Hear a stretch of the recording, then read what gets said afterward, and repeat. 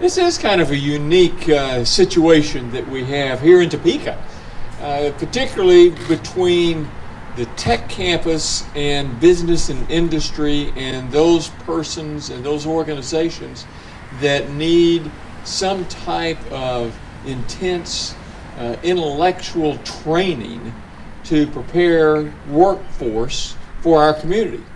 And what we have created here, what I say we, I'm trying to do what you did, you kind of wrap myself into this process as well, but what's been created here is a way that we can serve the community.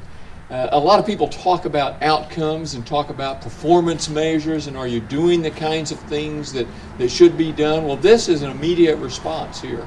We can, it seems reasonable, doesn't it? An emergency response, an immediate response here, that we can provide this kind of service, this kind of training, this kind of workforce development for Topeka and for persons outside Topeka that will come here.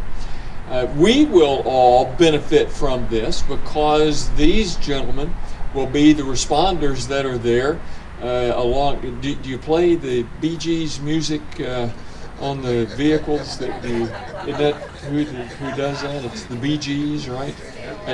You have that on the vehicle. Everybody can hear it. But when we hear that coming, we know we're okay. Okay. When we hear you coming, I have people that where I grew up, we didn't have this kind of service, and so any time that we would hear a fire truck, we thought, oh no, something bad's happened. I look at exactly the opposite. When I hear somebody say, great, somebody's going to get help, and people that need help, that's what's happening. And that's what will happen as a result of this. We will prepare people to be able to render that kind of service to save people's lives and to make Topeka a better place to live and a more secure place and where people feel good about being a part of Topeka. There is a classroom component, there is a practical skill component, then there is a hospital internship and an ambulance internship. And all told, it's about 180 hours of education.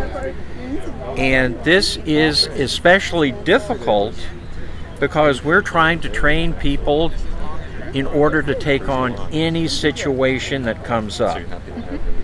You know, in a day for an EMT or a paramedic, you may start your shift at 7 o'clock and then at 7:15 you're running a call for a person down and it turns out to be a stroke. You finish up that call, go back in service, and then your next call may be a motor vehicle accident, and then by noon you may have delivered a baby. And that's only 5 hours into your shift. So we are looking for people that are willing and able to do this sort of job and help the people of their community.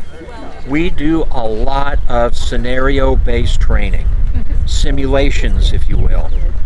You know, we will put people, you know, in fact, what we're going to use is the 2 ambulances that AMR is donating to the program.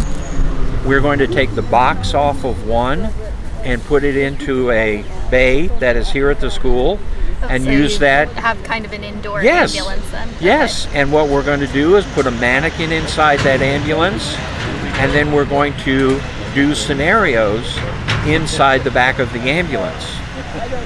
Then the other ambulance that they're donating to the school, we're going to use on the road so that people get an idea of what it's like going down the road working on a patient.